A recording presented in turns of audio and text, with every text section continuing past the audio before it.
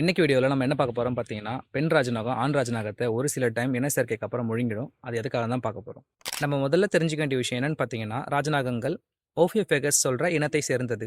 ஓஃபியோஃபேகஸ்னா என்னன்னு பார்த்தோம்னா, பாம்புகளை உண்ணக்கூடிய பாம்பு வகைகளை தான் நம்ம ஓஃபியோஃபேகஸ்னு சொல்கிறோம். பாம்பு இனத்தில் 66% பாம்புங்களில் பெண் பாம்புங்க தான் பெருசாக இருக்கும், ஆண் பாம்புங்க சின்னதாக இருக்கும். ஆனால் கிங்குபிரஸில் வந்து டிஃப்ரெண்ட்டாக இருக்கும். ஏன்னு பார்த்தீங்கன்னா, பெண் பாம்பு வந்து சின்னதாக இருக்கும், ஆண் பாம்புங்க பெருசாகவே இருக்கும். நல்ல வளர்ந்த பெண் ராஜநாகங்கள் 9 அடியிலிருந்து 12 அடி வரலும் வளரும். அதே மாதிரி ஆண் ராஜநாகங்கள் 12 அடியிலிருந்து 18 அடி வரலும் வளரும். பெண் ராஜநாகம் ஆண் ராஜநாகத்தை இன சேர்க்கைக்கு அப்புறம் ஒரு சில டைம் விழுங்கிடும் சொல்லிட்டு நீங்கள் கேள்விப்பட்டிருப்பீங்க. அது ஒரு சில டைம் உண்மையாகவே இருந்திருக்கு. இன சேர்க்கைக்கு அப்புறம் பெண் ராஜநாகங்கள் ஒரு சில சமயம் ஆண் ராஜநாகங்கள் வீக்காக இருந்துச்சுன்னு தெரிஞ்சதுன்னா, இல்லை அந்த பாம்புங்க ரொம்ப குட்டியாக இருக்குது அப்படின்னு தெரிஞ்சதுன்னா, அதுங்களை சண்டை போட்டு அதை உணவை உட்கொண்டுரும்.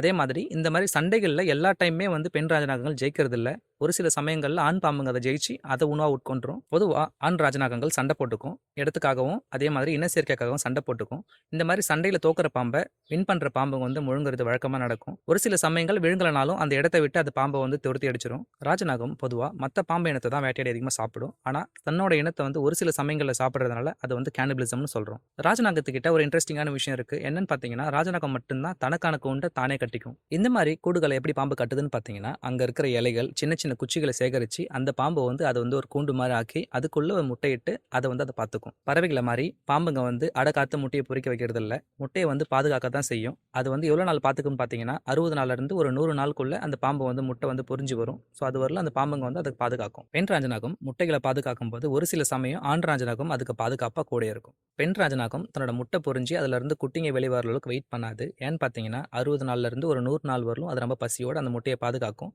இந்த மாதிரி பாதுகாத்து முடிச்சதும் இந்த மாதிரி பொரிக்கும் போது ஒரு 4 நாளுக்கு முன்னாடியே விட்டுட்டு போயிடும். ஏன்னா அதுங்க வந்து பொரிஞ்சு வந்ததும் இது வந்து அதை தெரியாமல் சாப்பிடக்கூடாதுன்றதுனால அதுக்கு முன்னாடியே போயிடும். பெண் ராஜநாகம் ஏன் வந்து ஒரு சில சமயம் வந்து ஆண் ராஜநாகத்தை விழுங்குதுன்னு பார்த்தீங்கன்னா, இந்த மாதிரி விழுங்குறதுனால அதுங்களுக்கு வந்து போதுமான சத்து கிடைக்குது.